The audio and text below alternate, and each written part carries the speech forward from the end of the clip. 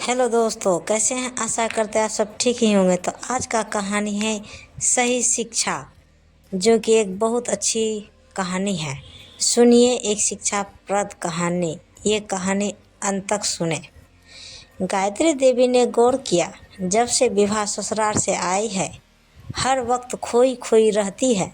ना हंसती है ना कुछ बात करती है, बस दिन भर लेटी रहती है। बेटी की ऐसी हालत देखकर गायत्री देवी का मन शंकाओं से घिर गया। कहीं ससुराल में किसी से झगड़ा तो नहीं हो गया, कहीं जयंत ने तो कुछ नहीं कह दिया। अभी उसे विदा किए हुए ही सिर्फ 6 महीने ही हुए थे। इन 6 महीनों में विभा तो जैसे मुरझा गई थी। श्रीकांत ने तो पूरी छानबीन करके ही विभा की शादी तय की थी। फिर ऐसी क्या बात हो सकती है कि विभा इतनी परेशान है? गायत्री देवी ने देखा, विभा अब भी तकिए के बीच मुंह गड़ाए लेटी थी। उन्होंने उसके बालों में धीरे धीरे हाथ फेरते हुए पूछा, विभा, अपनी मम्मी को बताओगी नहीं कि तुम क्यों परेशान हो? इस तरह चुपचाप खामोश रहने से अपने आप को अंदर ही अंदर जलाने से क्या किसी समस्या का हल निकल सकता है?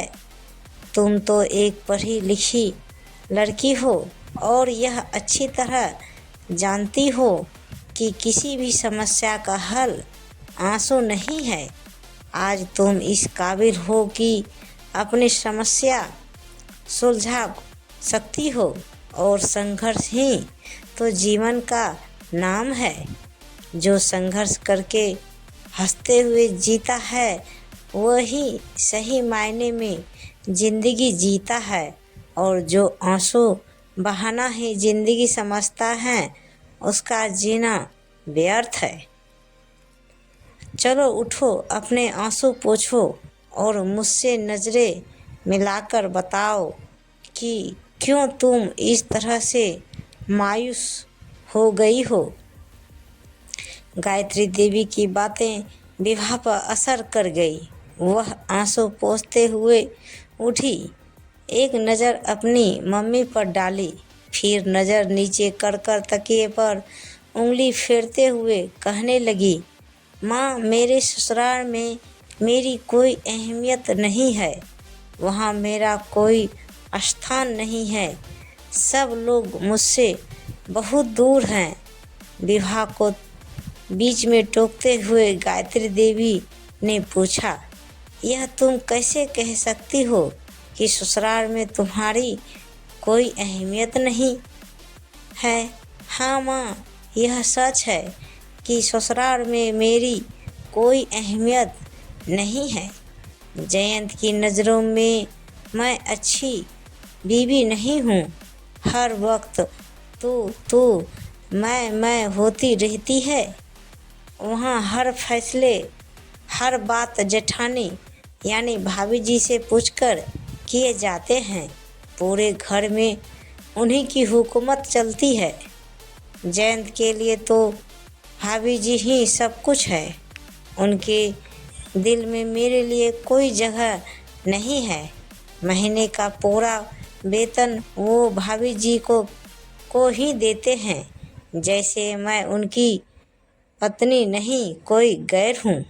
यह बात सच है कि वे लोग मुझसे व्यवहार भी गैरों के जैसा ही करते हैं।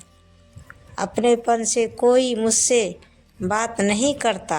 वे लोग आपस में बहुत प्यार से और हिल-मिल जुलकर रहते हैं, पर मुझे उसमें शामिल नहीं करते। तन्हाइयों से भरा व्यर्थ जीवन गुजार रही हूँ। मम्मी वहाँ, और विभा कहते कहते रुक गई। हाँ तो फिर आगे कहो, मैं पूरी बात जानना चाहती हूँ। मम्मी बोली, मम्मी, मेरे भी कुछ सपने थे, इच्छाएं थी, पर अब तो ऐसा लगता है कि सारे सपने टूट चुके हैं। सारी इच्छाएं मर चुकी है।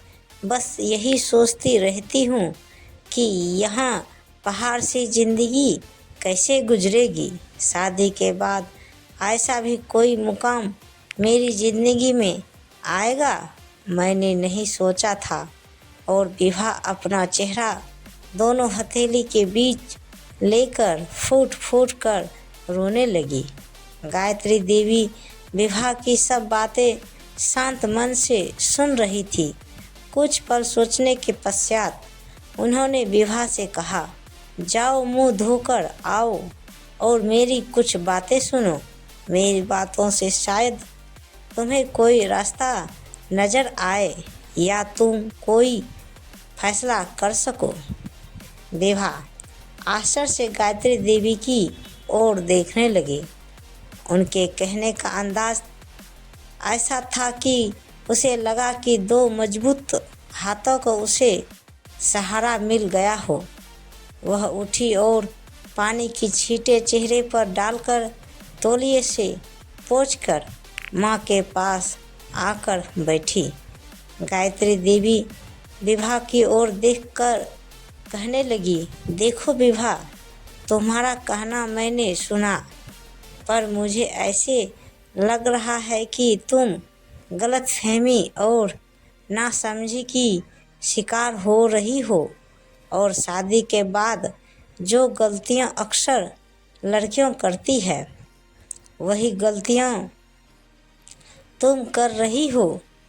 विभा आश्चर्य से गायत्री देवी यानी अपनी माता की ओर देखने लगी और बोली, यह क्या मम्मी, तुम भी मुझे ही दोषी मान रही हो, जबकि मेरा दोष कुछ भी नहीं है। देखो विभा, बेटियों की गलतफहमियों पर या गलतियों पर पर्दा डालकर उनका हरा भरा उपवन उजाड़ डालते हैं। हम रिश्तों को सुलझाने के बदले उलझा लेते हैं। हम और फिर किस्मत को कोसते हुए सारी ज़िंदगी रोते रहते हैं, परेशानियों से दूर भागते हैं। हम उन्हें समझ कर उनका मुकाबला नहीं करते, तभी तो कहते हैं पहाड़ जैसी ज़िंदगी कैसे गुजारेंगे। अब देखो, तुमने कहा कि सारे घर में भाभी जी की हुकूमत चलती है। तुम्हें उस घर में गए हुए सिर्फ 6-7 महीने हुए हैं, जबकि तुम्हारी जेठानी को उस घर में आए हुए करीब 10 साल हो गए हैं। तुम्हारे सास ससुर की मौत के पश्चात जयंत को उन्होंने अच्छे संस्कार और अच्छी शिक्षा दी। जयंत भी अपनी जिम्मेदारी और कर्तव्य को जानता है, उसे उनके स्नेह का एहसास है। गायत्री देवी उठकर 2 कप चाय बनाकर लाई। एक कप विभा को देते हुए कहने लगी, विभा, तुम अपने स्वार्थ के लिए जयंत को अलग रहने के लिए कहती हो। तुम्हारे सपने क्या थे, तुम्हारी इच्छाएं क्या थी, यह तुम्हारी माँ होने के नाते मैं अच्छी तरह जानती हूँ। तुम्हारा सपना था तुम्हारा एक घर हो, जिसमें सिर्फ तुम और तुम्हारा पति हो। परिवार के झमेलों से तुम दूर रहना चाहती थी। तुम्हें संसार में किसी की दखल अंदाजी पसंद नहीं थी। तुम अपने मुताबिक पति को ढालना चाहती थी। अपनी सहेलियों के साथ मौज मस्ती तुम्हारे जीवन का उद्देश्य था। अपने शौक पूरे करने के लिए तुम अपने पति की कमाई पर पूरा अधिकार जताना चाहती थी। यही सपना था ना तुम्हारा शादी के बाद का। गायत्री देवी के सवाल का कोई जवाब नहीं था विभा के पास। गायत्री देवी ने खामोश विभा की ओर देखा और समझाते हुए कहा, विभा, जयंत तुमसे लग्न तुमसे अलग हो सकता है, पर उस परिवार से नहीं। उस परिवार से उसे जो निस्वार्थ और निश्चल प्यार मिला है, वह प्यार आज तक तुम उसे नहीं दे पाई। पति पत्नी के रिश्ते में जरूरी होता है एक दूसरे के प्रति विश्वास, प्यार, भावनाओं का सम्मान, जिम्मेदारियों का एहसास। कुछ पाने के लिए कुछ खोना पड़ता है। उस परिवार ने तुम्हें अपनाया है, पर तुम उस परिवार को नहीं अपना सकी। मैं चाहती हूँ कि तुम अपनी जिम्मेदारियों और कर्तव्यों को समझो और उसे पूरा करने की कोशिश करो। जयंत के कामयाबी की ओर बढ़ते हुए हर कदम पर तुम उसका साथ दो। तुम पढ़ी लिखी हो, हालात को अच्छी तरह समझ बूझ सकती हो और सही रास्ता चुन सकती हो। घर में बड़ों को इज्जत दो, उनका ऊंचा स्थान है, ऊंचा ही रहने दो। अपनी बराबरी में मत तोलो। रिश्ते जोड़ने से जुड़ते हैं और तोड़ने से टूटते हैं, यह तो तुम जानती हो। जिंदगी को हंसते खेलते गुजारना चाहती हो तो रिश्तों को जोड़ना सीखो।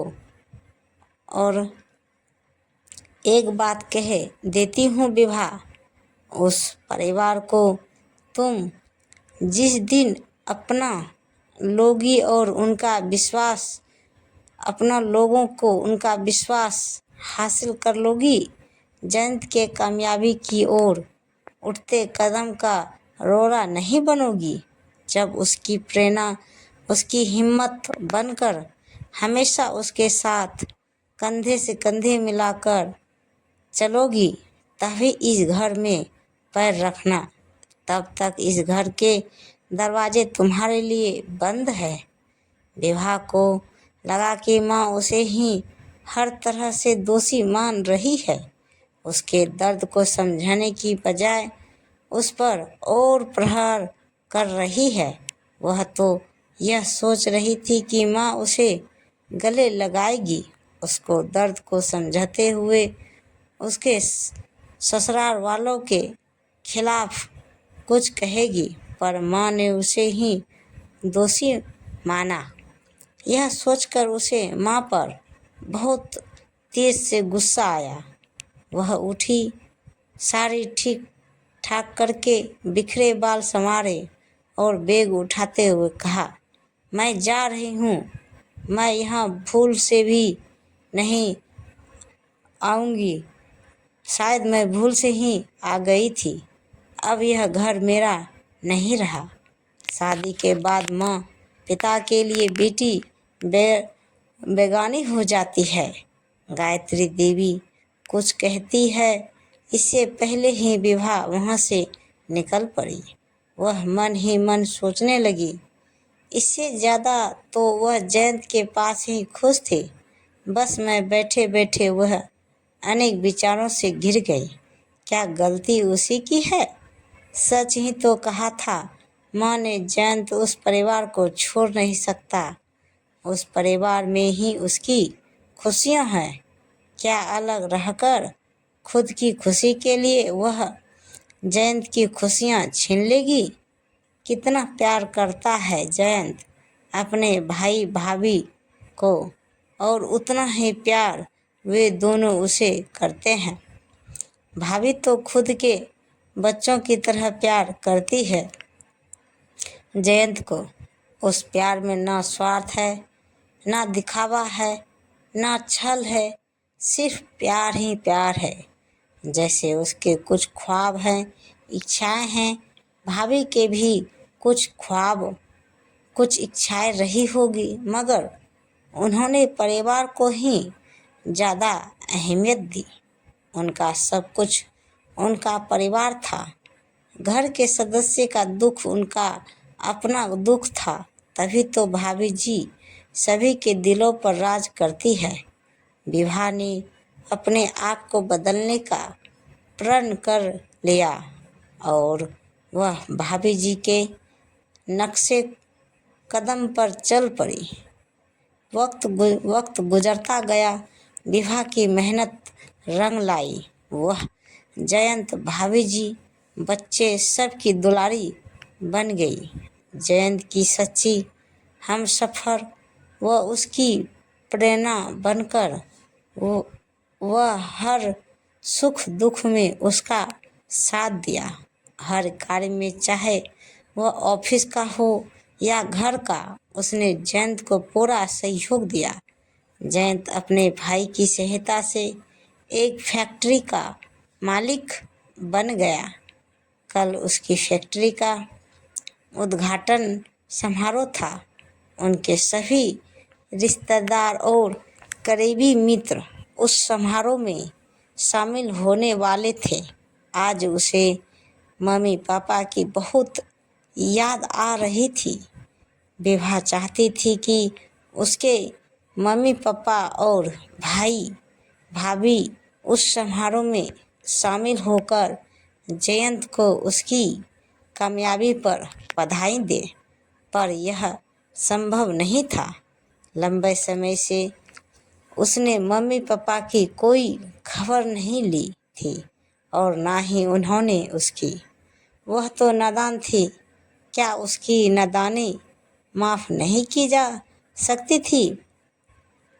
क्या माँ पिता अपनी बेटी से इसी तरह का बर्ताव करते हैं? पर दूसरे ही पल उसके मन में यह ख्याल आया, गलती तो उसी की है। माँ ने ही उसका घर बचाया है, उसका दामन खुशियों से भर दिया है। जयंत जैसे ही कमरे में आया, उसने विभा को परेशान और गहरी सोच में डूबा हुआ पाया। उसने विभा के करीब जाकर उसका हाथ अपने हाथों में लेकर पूछा, क्या बात है विभा, परेशान नजर आ रही हो? तबीयत तो ठीक है ना? हाँ, बस ऐसे ही। मेरा मन थोड़ा सा अजीब सा है, पर कुछ बात तो ज़रूर है जो तुम मुझसे छिपा रही हो। मैंने तुम्हें इतना उदास पहले कभी नहीं देखा। मुझसे कह लेने से तुम्हारे दिल का बोझ कुछ हल्का हो जाएगा, शायद परेशानी भी दूर हो जाए।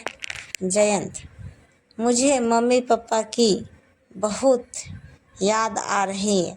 मैं चाहती थी कि इस खुशी के मौके पर वे भी शामिल होकर तुम्हारी कामयाबी पर गर्व करें, मुबारकबाद दे, पर ऐसा नहीं हो सकता।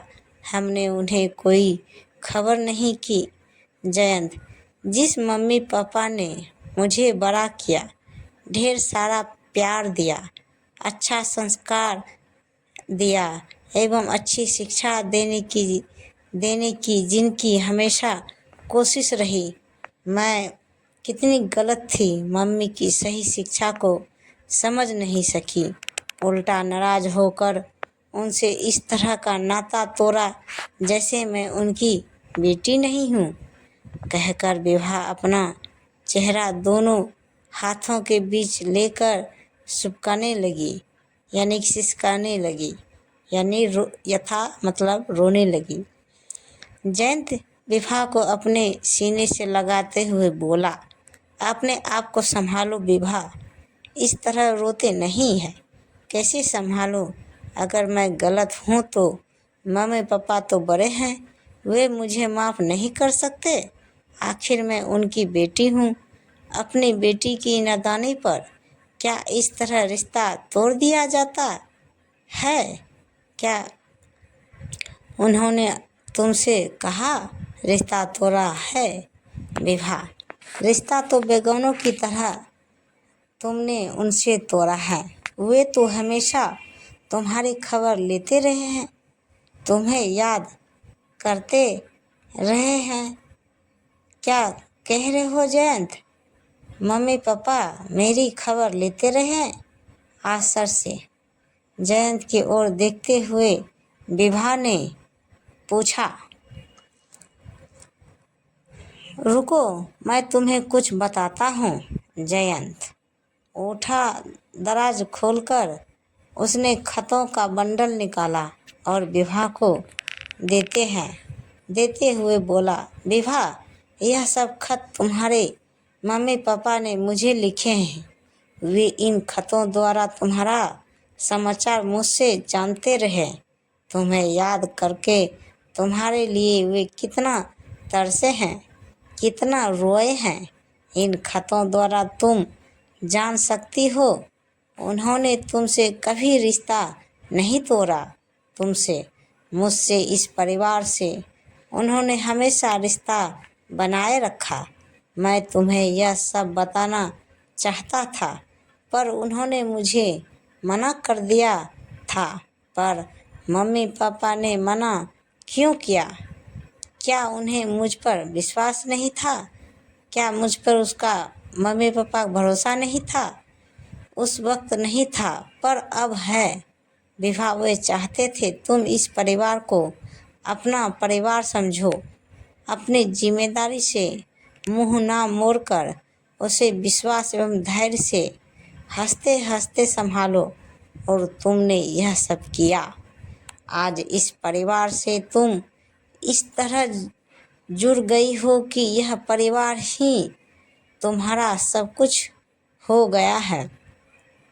तुमने मुझे वह प्यार, वह खुशियाँ दी जो मैं चाहता था। तुमने हर सब का विश्वास हासिल कर लिया है। तुम्हारे मम्मी का जो सपना था वह तुमने पूरा कर दिया। विभा, तुम चाहती हो ना इस खुशी के मौके पर तुम्हारे मम्मी पापा और भाई भाभी यहाँ आए? तो वे आ रहे हैं। भैया उन्हें लेने स्टेशन गए हैं। सच कह रहे हो ना? मुझे अपने कानों पर विश्वास नहीं हो रहा है। कितनी खुशियाँ भगवान ने आज मेरी झोली में डाल दी है। ओह जयंत, आज मैं कितनी खुश हूँ। अधीर होते हुए विभा रो बोली। अच्छा, अब जल्दी से तैयार हो जाओ, वे लोग पहुँचते ही होंगे। गाड़ी का हॉर्न सुनते ही बेताब विभा दौड़ पड़ी। मम्मी पापा और भाई को देख विभा खुशी के आंसुओं को रोक ना सकी। माँ की सही शिक्षा से कभी न खत्म होने वाली खुशी और प्यार उसे मिल रहा था। वह माँ के प्रति और माँ की सही शिक्षा के प्रति कृतज्ञ हो गई। तो दोस्तों, ये पारिवारिक कहानी, ये शिक्षाप्रद कहानी आप सबको कैसी लगी, नीचे कमेंट बॉक्स में हमें ज़रूर बताइएगा। और कहानी को पूरा सुनने के लिए शुक्रिया। तो दोस्तों, ऐसे ही कहानी सुनने के लिए हमारे चैनल को सब्सक्राइब करें और वीडियो को लाइक ज़रूर करें। धन्यवाद। प्रेम से बोलिए जय माता दी, हर हर महादेव। तो दोस्तों, मिलते हैं अगले वीडियो के साथ। तब तक बाय बाय दोस्तों। जय हिंद।